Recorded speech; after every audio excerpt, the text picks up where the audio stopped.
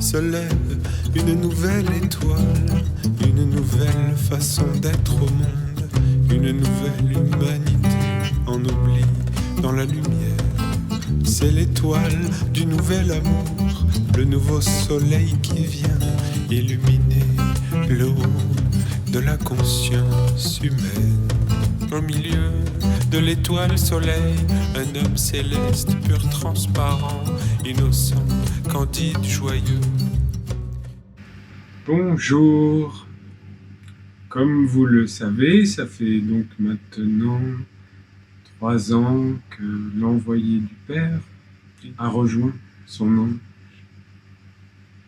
est entré dans l'autre terre. Ces 3 ans auront été pour tous ses disciples, pour toute la Sainte Assemblée qu'il avait réunie, 3 ans d'initiation, d'épreuve. Et nous entrons donc maintenant dans l'époque du renouveau de son œuvre, de la floraison des semences qu'il avait mises en terre, je dirais, à travers ce jubilé qui commence, qui marque les 21 ans de ce qu'il avait appelé la nation essénienne.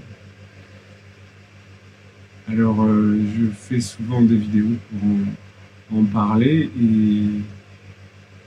car c'est vraiment une belle concentration que d'oser prendre du recul sur tout ça, d'étudier les psaumes pour entendre ce que les archanges avaient à nous dire au moment où ils nous énonçaient leur volonté et leurs règles, et faire un peu un bilan de si leurs volontés ont été respectées, si la meilleure nourriture a été donnée à l'enfantement, à l'enfant de la lumière, à celui qui devait venir. Et ce qui est peut-être ma particularité, c'est que je constate, et j'ose le nommer, que ce fut un échec de la part de ceux qui ont déjà des responsabilités et de finalement le cercle des parents de la lumière qui n'a pas su se fédérer pour enfanter une œuvre, un enfant cohérent. Alors, comme on entre dans ce jubilé, il y a beaucoup de communication pour rejoindre des prêtres donc, qui se réclament être les gardiens de l'Alliance. Je ne peux m'empêcher de réagir à cette prétention, à une arrogance de dire c'est nous et nous seuls qui avons survécu.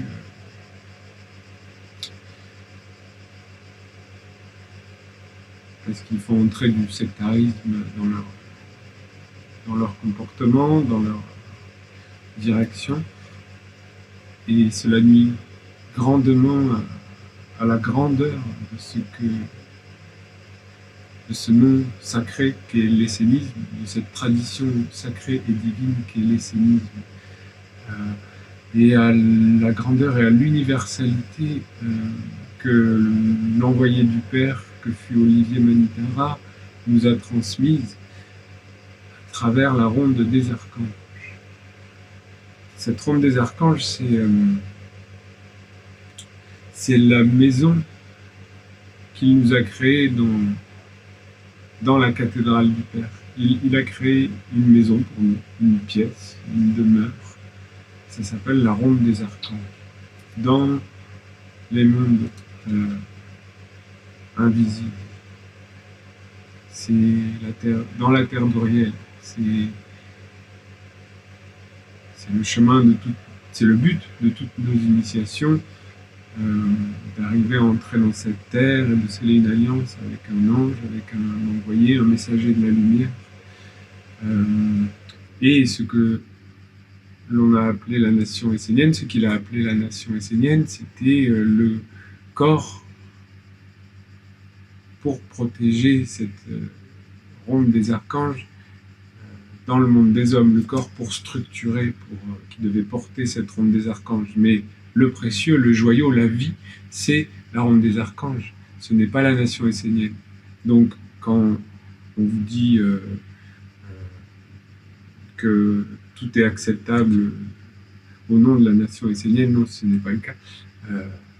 Alors à l'époque, on faisait beaucoup de compromis avec du bon sens, parce que Olivier était là, le maître, l'alliance était là, et donc on laissait entrer des incohérences. Il en parle dans des vidéos qui peut pas, voilà, même dans la construction des maisons, pourquoi elles sont pas bio et toutes ces choses, mais il expliquait très bien tout ça. Je ne vais pas faire une autre conférence là-dessus. Il avait une œuvre à bâtir, une mission à accomplir, et donc il avait les alliances et les autorisations de faire des choses avec des alliances avec des contre-vertus, même si au final certaines ont réclamé avec droit, autorisation de leur part, et ont finalement emporté une grosse part de l'héritage. C'est un autre sujet. Voilà, alors j'écoute toujours ces prêtres qui disent « nous, l'Alliance ».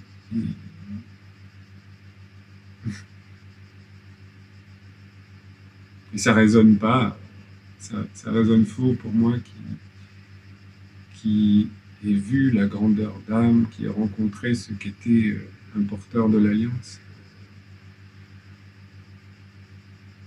Mais bon, je peux comprendre qu'on puisse avoir peur pour protéger ce qu'on a reçu et qu'on devienne un peu sectaire. C'est un processus naturel. Quelque part, j'ai peut-être été protégé de cette réaction. Ce que je sens, perçois, c'est que l'Alliance se tient, comme elle est dans cette autre terre, elle est vraiment dans la vérité de ne faire aucun compromis avec les contre-vertus. Aucun. Jamais. C'est la meilleure des protections. Alors, quand on n'est pas un maître missionné par Dieu, c'est la meilleure des protections, c'est de ne pas utiliser des contre-vertus, de ne pas utiliser la manipulation par la magie, par sa puissance personnelle, pour des buts, des intérêts politiques, de sauvegarde d'un égrégore. Parce que tout ça, c'est parsemé de pièges, c'est explosif, et un jour, ça fait des dégâts. Alors ce qu'il faut vraiment tenir à cœur de protéger, c'est la grandeur de la ronde des archanges, le chemin, la porte des étoiles pour tous ceux qui l'appellent. Je voulais donc reprendre quelques extraits de psaumes qui nous remettent bien aussi à notre place, qui nous réexpliquent les lois, et finir par comment les mondes ont quand même...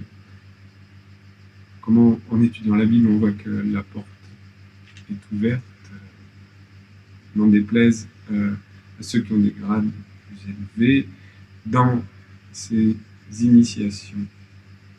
Un peu dans la continuité de la vidéo précédente sur un psaume de Michaël sur la nation essénienne, sur le corps de Dieu dans le monde des hommes et comment en prendre soin. Voilà un psaume d'Uriel, le 281, qui nous dit « Agissez à partir des vertus pour bâtir la nation essénienne ». Donc évidemment, il nous explique que si on agit et si on construit la nation essénienne à partir des contre-vertus, on fera entrer dans le corps, donc dans la destinée de ce corps, des choses négatives. Et qu'on n'a pas le droit de faire cela. Ça n'a pas empêché que certains le fassent, malgré toute leur bonne volonté. Alors il nous avertit sur les vertus à avoir pour bâtir le corps, l'honnêteté intérieure, l'engagement et la fidélité. Et ensuite, il en arrive au cercle des parents. Donc il explique bien que chaque parent doit faire sa part et œuvrer à sa manière pour que Dieu apparaisse dans sa plus belle parure. Il explique bien que le cercle des parents n'est qu'un seul cercle et qu'il n'y a pas de parents plus importants que d'autres. Ils sont tous au même niveau. Ils prennent en charge une existence qui deviendra grande ou petite. Donc, ils doivent tout mettre en œuvre pour que ce soit l'œuvre de Dieu qui apparaisse le plus solidement possible, en étant constitués donc des vertus les plus pures, vivantes. Et que si ce monde, cette nation est créée avec des contre-vertus ou des tares du monde de l'homme, ce seraient des mauvaises semences dans la terre, le corps de Dieu. Et cela mettrait l'œuvre en échec. Donc voilà, il le nomme, il dit si vous faites ce que vous avez fait, je l'ai déjà dit dans l'autre vidéo, mais c'est encore un autre psaume, si vous divisez, si vous faites 2, 3, 10 nations esséniennes qui ne se parlent plus, qui se font des procès pour des terres ou des copyrights sur la ronde des archanges, si vous prétendez être les seuls piliers dignes, véritables, ayant l'alliance et que les autres ne sont pas bons, et que tous ceux qui ne sont pas d'accord avec vous ne sont pas dans la sagesse et qu'ils sont perdus, et que c'est parce qu'ils n'ont pas reconnu la tradition, eh bien, vous mettez l'œuvre en échec. Voilà, ça c'est dit, ça c'est fait. Que fait-on maintenant? Alors devant ce constat que personnellement moi je ne pouvais pas continuer à manger la soupe de prêtres qui se prétendent être l'alliance tout en utilisant des contre-vertus, parce que ce soit dans chaque structure, je ne vais pas revenir sur ce que j'expliquais.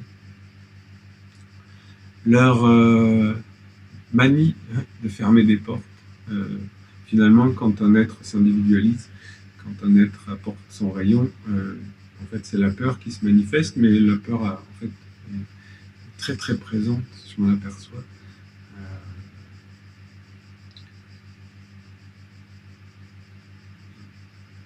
Parce que l'enseignement n'est pas vécu, les vertus ne sont pas descendues jusque dans les pieds, dans le cœur, dans la vie, dans ce qui anime la vie. Il y en a beaucoup, c'est un enseignement, une connaissance, mais effectivement, quand on a une connaissance, après il faut faire plein de pas en arrière pour revenir dans son cœur et pour intégrer cette connaissance. Ça ne sert à rien de faire des conférences sur le soutien mutuel tout en fermant la porte à un frère, comme ils l'ont fait à d'autres frères et sœurs. Et donc, eh bien, nous, vaille que vaille, c'est la ronde des archanges que nous célébrons. Alors si le corps de des nations esséniennes, qui devrait déjà s'être remis en cause d'être multiples, ne nous veut plus, qu'est-ce qu'on fait? On continue à s'assembler et à prendre soin de la ronde des archanges, à prendre soin d'honorer les dieux, car c'est notre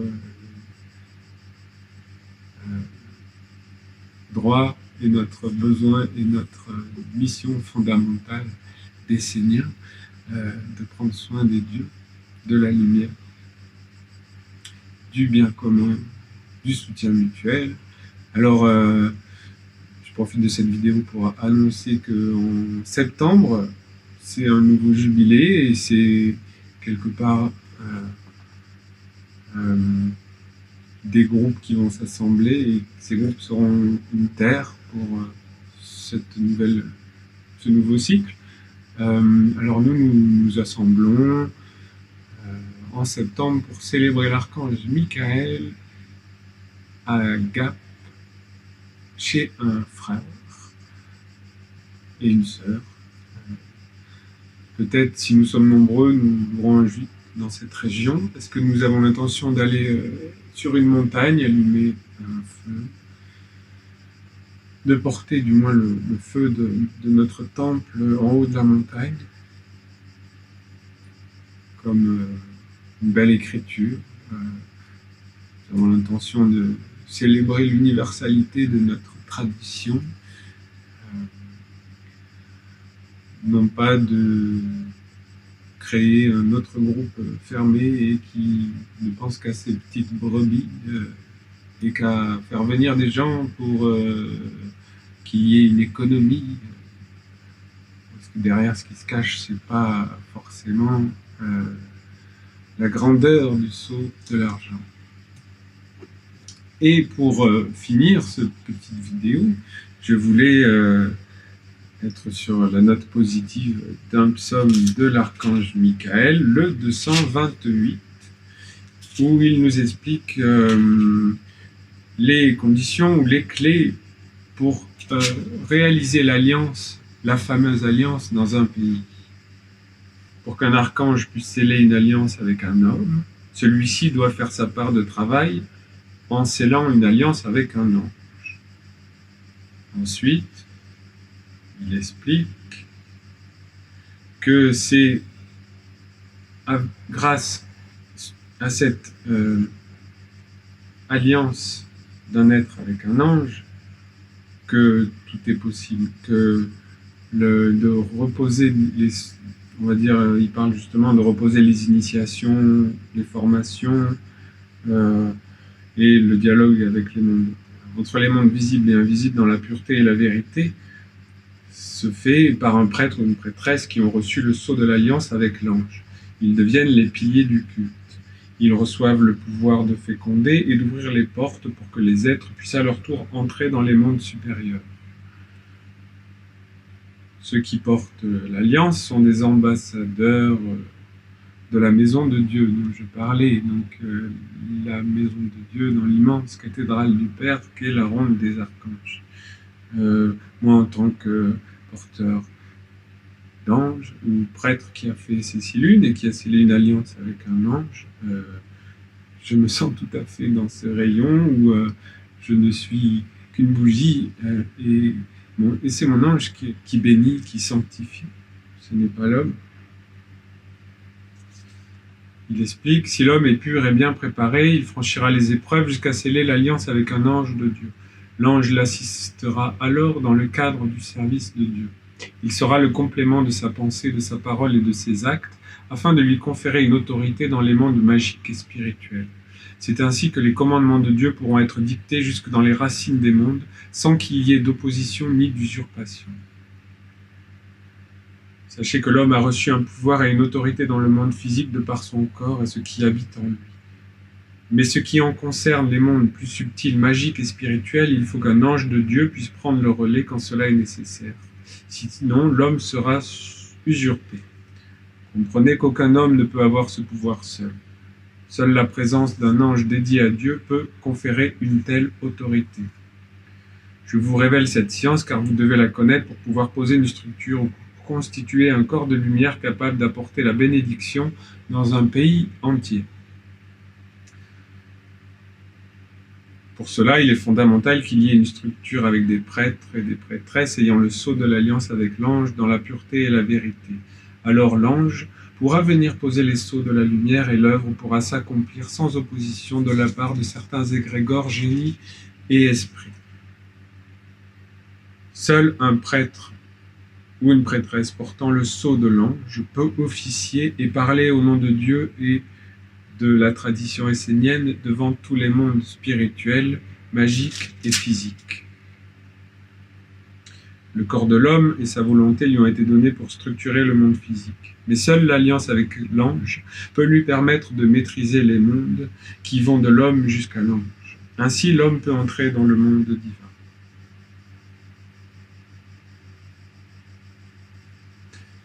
Voilà, alors c'est merveilleux ce message parce que d'un coup ça ouvre un peu plus les portes pour moi par rapport à tous ces... déjà, ça devrait les soulager, mais je pense que au contraire, ils vont trouver quelque chose à redire que d'entendre que chaque porteur, personne, prêtre qui a scellé une alliance avec un ange a cette autorité de prêtre. Voilà. On est prêtre officiellement avec cette seconde marche, avec cette alliance avec un ange.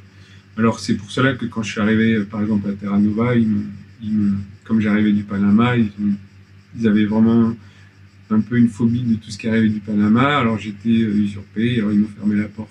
Et ils m'ont dit tu n'as pas ton alliance avec ton ange, mais je sais très bien ce que j'ai vécu, le parcours que j'ai fait, les initiations que j'ai passées, donc sans aucun dialogue, je n'ai pas cherché, j'avais rien à défendre.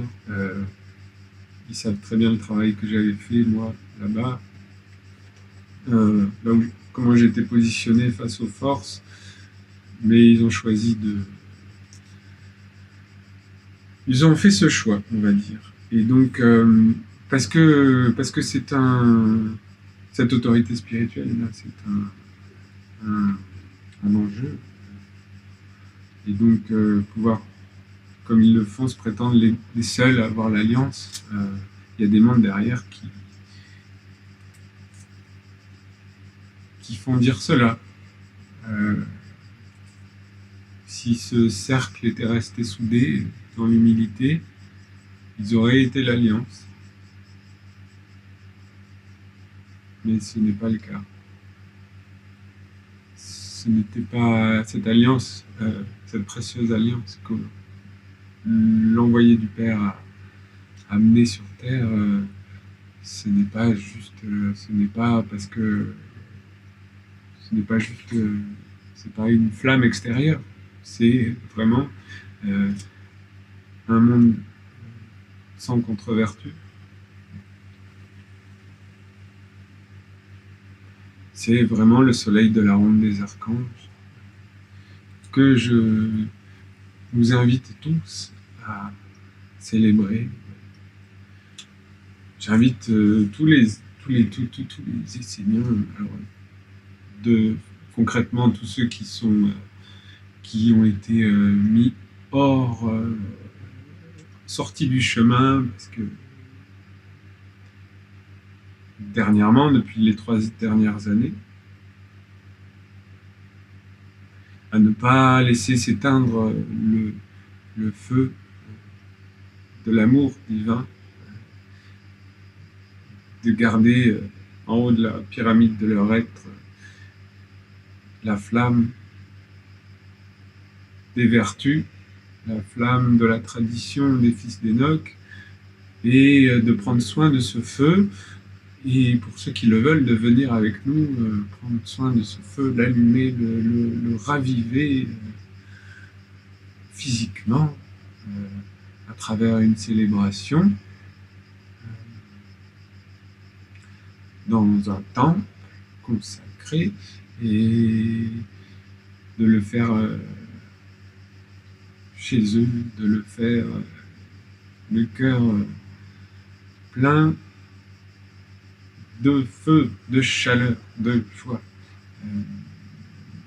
Tout simplement que ce chemin soit ouvert pour tous. Le chemin du travail sur soi, de la transformation, il n'est pas réservé à Terra Nova ou à Panama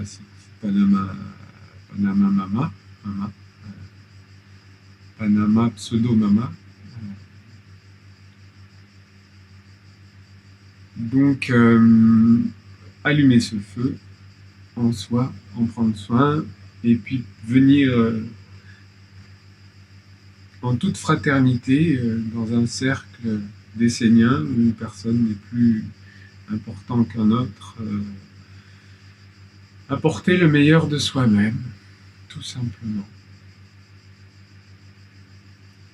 apprendre à se contenir, apprendre à être dans la belle relation, car comme nous le dit Michael, en chaque rencontre, à chaque croisement, s'éveille un feu. Mais quel est ce feu qui s'éveille à chaque rencontre, à chaque croisement? Que ce soit le feu de Michael. Alors, en plaçant dans l'imagination Michael devant nous, le soleil, la chaleur du cœur, eh bien en chaque rencontre, ça peut être la chaleur du cœur. Ça doit être la chaleur du cœur. Ça ne veut pas dire laisser rentrer n'importe quoi. Ça veut dire être dans sa royauté, dans son individualité, dans sa dignité, savoir qui on est, être stable sur sa terre, avec les 4 archanges autour.